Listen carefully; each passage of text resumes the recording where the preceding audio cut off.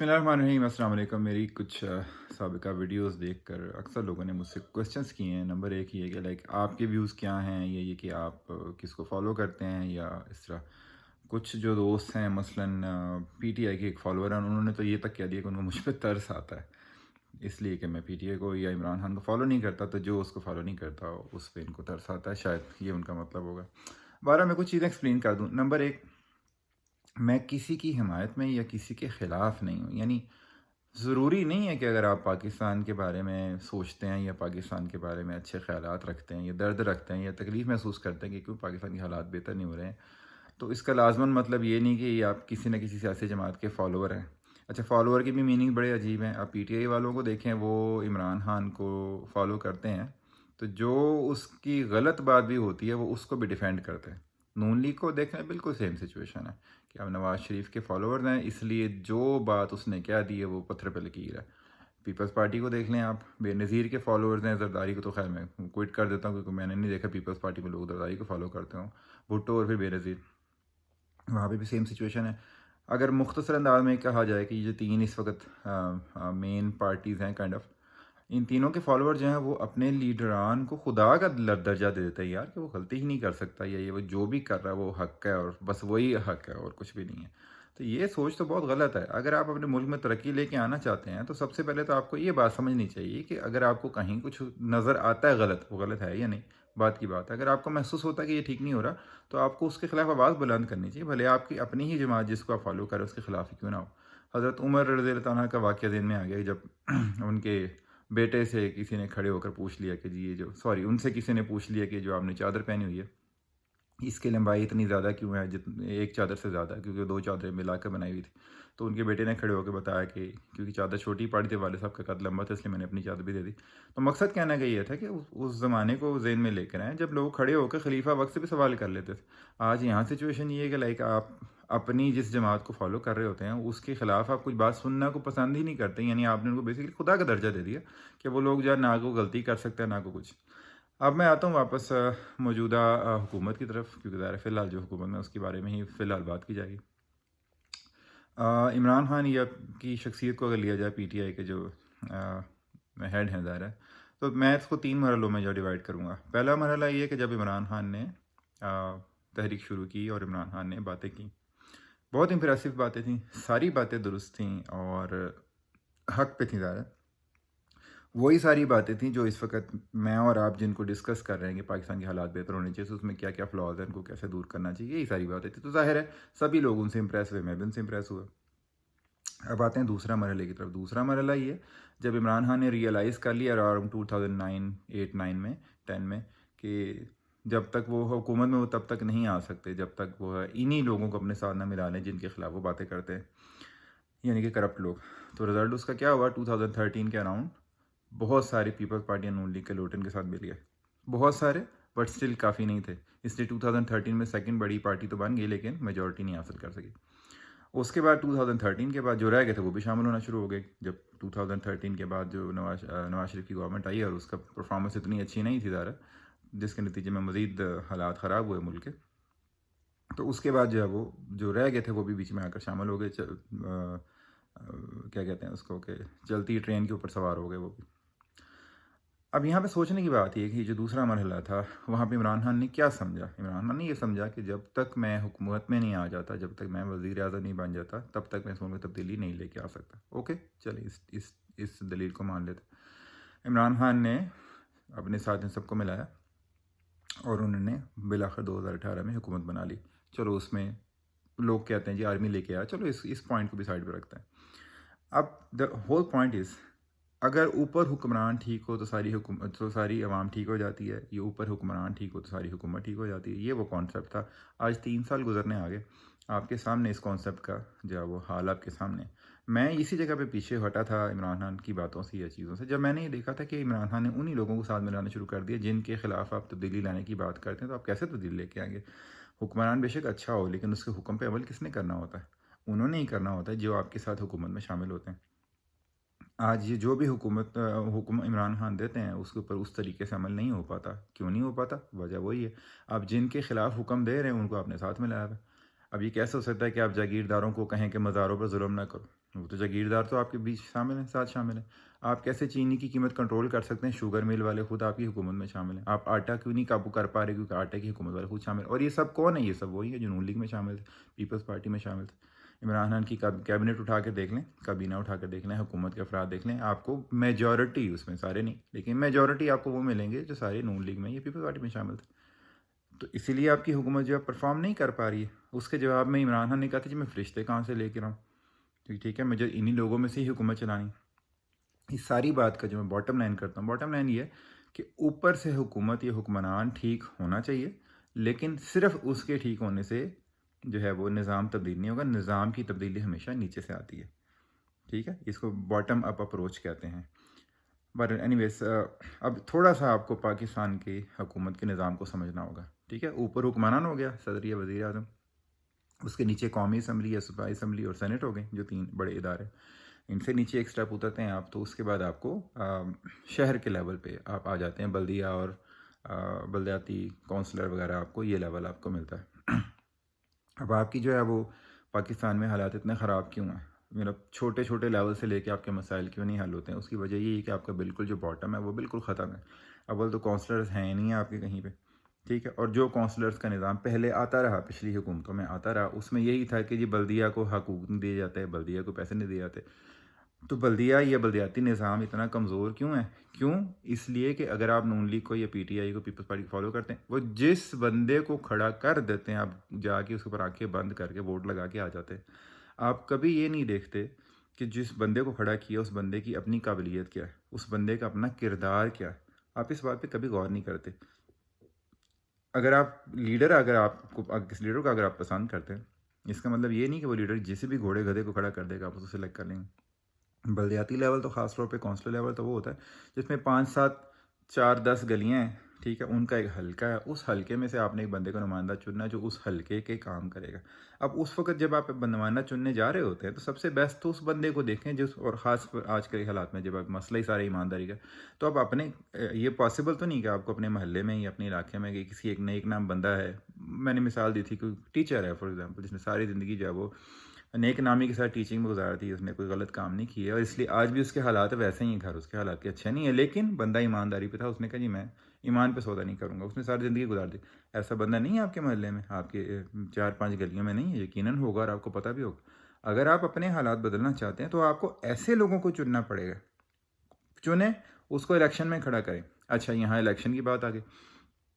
क्या आज तक ऐसा हुआ है कि आपके पास जितने लोग वोट लेने आते हों, आपने कभी उनसे पूछा है कि जनाब ये जो आपने बैनर लगाए हैं, ये जो आपने दीवारों पे पोस्टर लगाए हैं, ये जो आपने वॉल चॉकिंग कराई है, ये जो आप जलसा कर रहे हैं, महल्ले लेवल पे जलसा करें, फिर आप ग्राउंड लेवल पे जलसा करें, ये जो आप सारा पैसा खर्च करें, पैसा कहाँ से आया है? कभी पूछा आपने उनसे? अच्छा चलें, फ़र्ज़ करें जी हलाल की कमाई आपने ही लगाया। अब आप मुझे सिर्फ इतना बता दें कि आपके इलाके के काउंसलर के इलेक्शन में अगर ये सारी चीज़ें खर्च की जाए, कितना खर्चा हो जाएगा? ईज़ी 20-25-30 लाख तो लग जाएगा काउंसलर के लेवल पे। सूबाई असम्बली के लेवल पे जाएगा तो करोड़ों में बात चली जाएगी, और कौमी असम्बली एंड सो ऑन, चलो उन पे तो बाद में जाएंगे। बल्दियाती लेवल पे जो बंदा जो है वो 20-30 लाख रुपया खर्च कर रहा है, अपना कर रहा है, चलो हलाल का अपना कर रहा है, जो खर्च कर रहा है कल को पूरा नहीं करेगा, सोचने की बात है, ठीक है। वो जो पीछे से फंड उसको मिलेंगे वो उनसे अपना खर्चा पूरा करेगा या आपके ऊपर खर्च करेगा? ज़ाहिर है वो अपना खर्चा पूरा करेगा। तो सबसे पहले तो ये आपका निज़ाम जो है जिसमें आप इलेक्शन करते हैं, सबसे पहले तो ये ठीक होना चाहिए, जिसका कि इमरान खान ने वादा किया हुआ है कि मैं इस्लाहात लेके आऊँगा इसके अंदर, इलेक्शन के सिस्टम में। अभी तक तो इसके बारे में कोई हिलजुल नहीं। एनीवेज, मैं आपके लेवल पे बात करता हूँ। तो अगर आप चले एक आइडियल सिचुएशन कंसिडर करते हैं, आपने एक ईमानदार इलाके का बंदा, अपने इलाके का एक ईमानदार बंदा ढूंढ लिया, ठीक है। अब आपने कहा इसको इलेक्शन में खड़ा करना है। अगर बल्दियाती इलेक्शन है, 10-20 गलियाँ होंगी, आप लोग हर गली के लेवल पे जो है वो आपस में डिस्कस करके ऐसा बंदा ढूंढे, उसको खड़ा करें।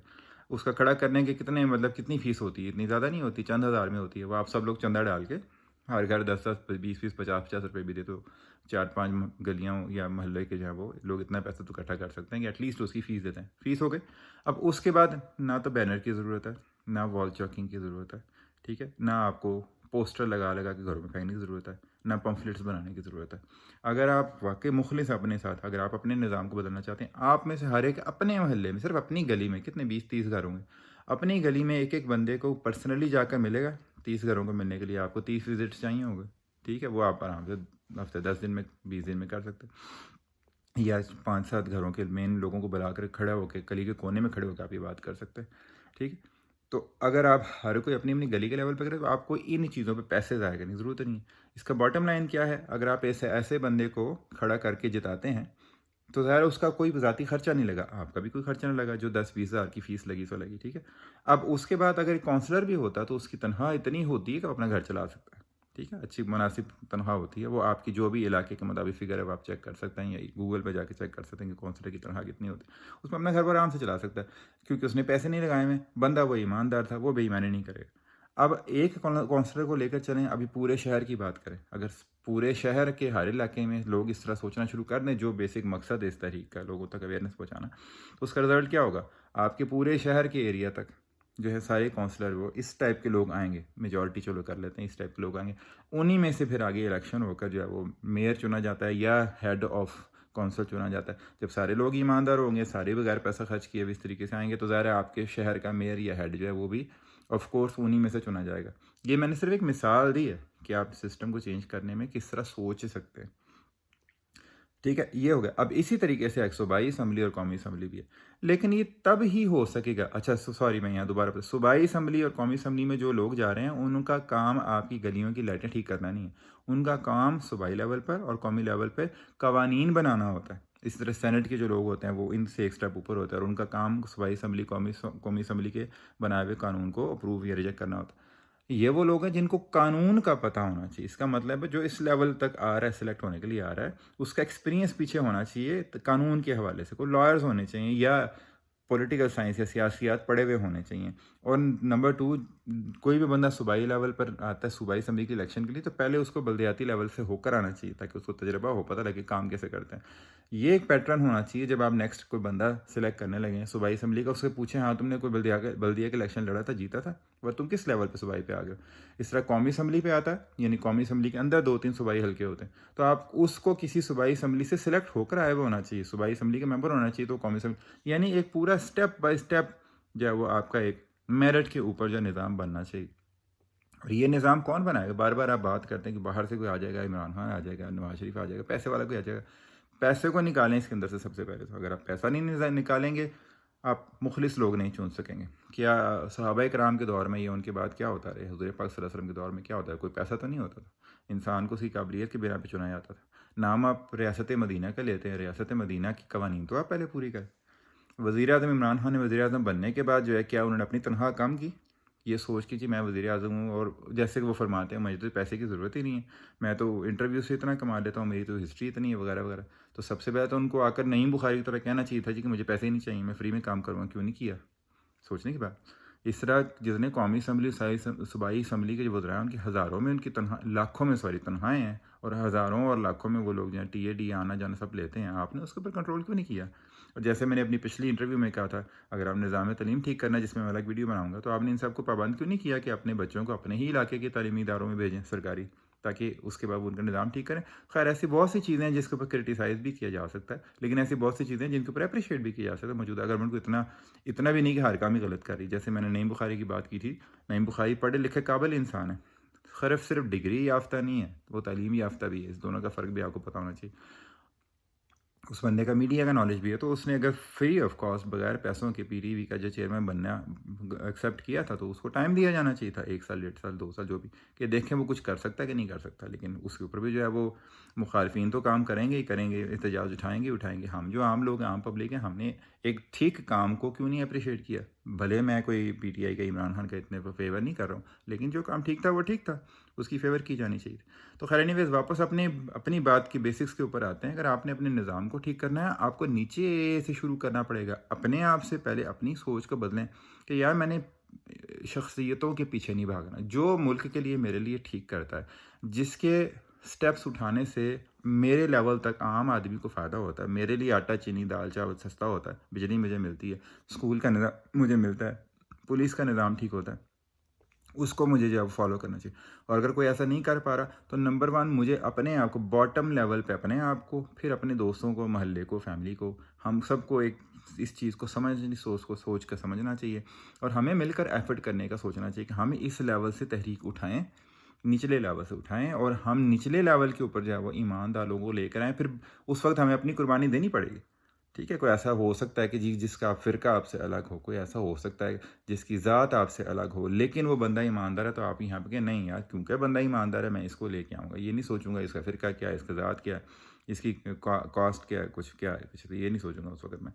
इस लेवल पे अगर आप बॉटम अप करके जो है वो अपने निज़ाम को ठीक करने की सोच रखेंगे, तो आप एक ऐसा सिस्टम लेकर आएँगे जिसमें आप हर लेवल के ऊपर अहल लोगों को लेकर आ सकें। मैं इस पे मज़ीद बात करूँगा, जो दोस्त इस वीडियो को सुने और जो इत्तेफ़ाक रखते हों, आपसे गुज़ारिश है नंबर 1 तो आप यूट्यूब चैनल को सब्सक्राइब करें ताकि मैं इस पे जो लगा रहा हूँ वीडियोज़ आप उसको देख सकें। अगर आप यूट्यूब तक इतना एक्सेस आपका नहीं है तो ये आम पाकिस्तानी तहरीक के नाम से फ़ेसबुक का जो ग्रुप है आप इसको ज्वाइन करें। अपने कमेंट्स दें इसके ऊपर, ठीक है? और अगर आप ऐसी सोच रखते हैं और आपके ख़्याल में कोई ऐसी तजावीज़ हैं जो बेहतरी के लिए इस्तेमाल हो सकती हैं, तो आप भी ऐसी तजावीज़ दें, अपनी वीडियो बनाकर मुझे भेजें, मैं इस चैनल के ऊपर लगाऊँगा, ठीक है? और आप कमेंट्स अपने करें, ठीक है? और जब कमेंट्स आप करें तो वही बात फिर आ गई कि इस ज़हन से निकाल करके कि अगर आप किसी एक जमात को फ़ॉलो करते हैं, तो अगर ये वीडियो उस जमात की फ़ेवर में नहीं है, तो फिर मैं काबिल तरस खाने के काबिल हो गया। इस सोच को ज़हन से निकाल कर फिर जो है वो आप सोचें कि हम अपने मुल्क के लिए क्या कर सकते हैं। बहुत वक़्त लगेगा, बहुत मेहनत लगेगी, लेकिन कोई बात नहीं, कभी की तो किसी को पहला स्टेप उठाना ही पड़ेगा ना। किसी को तो तब्दीली लाने के लिए कोशिश करनी ही पड़ेगी ना। तो चलें कोशिश करते हैं। और अच्छा हाँ, एक और मैं पॉइंट जाते-जाते बोल दूँ। किसी ने मुझे कहा था जी आप लीडर बन रहे हैं, तो मेरा लीडर बनने का कोई प्रोग्राम नहीं है। ये मैं कहता ना आपका वज़ीर-ए-आज़म नहीं बनना चाहता, मेरी ऐसी कोई इंटेंशन नहीं है। मेरी कोशिश सिर्फ़ और सिर्फ़ आप लोगों को ये समझाने की है कि आप इस निज़ाम को तब्दील खुद कर सकते हैं, कोई दूसरा नहीं कर सकता। ठीक है? आपने अपने अंदर से नुमाइंदे, अपने जैसे लोग, अपने जैसे कौंसलर, अपने जैसे सूबाई कौमी असम्बली लोग चुनने हैं, अपने जैसे वज़ीर-ए-आज़म बनने हैं। आप जो सुन रहे हैं, आप भी उनमें शामिल हो सकते हैं अगर आप मुखलिस हैं तो, यकीनन। ठीक है? और मेरा इसके अंदर सिवाय एक मोटिवेशनल स्पीकर के कोई रोल नहीं है, ये भी मैं क्लियर कर दूँ। अगर आपको ये वीडियो पसंद आई हो, तो चैनल को सब्सक्राइब करें, अवाम पाकिस्तानी तहरीक के ग्रुप को, फेसबुक ग्रुप को ज्वाइन करें और अपने आप को इस टीम का मेंबर बनाएँ। चलें एक कोशिश करके देखते हैं, कामयाब होती है कि नहीं ये तो अल्लाह के हाथ में है। इंशाल्लाह दोबारा मुलाकात होगी। अल्लाह हाफ़िज़।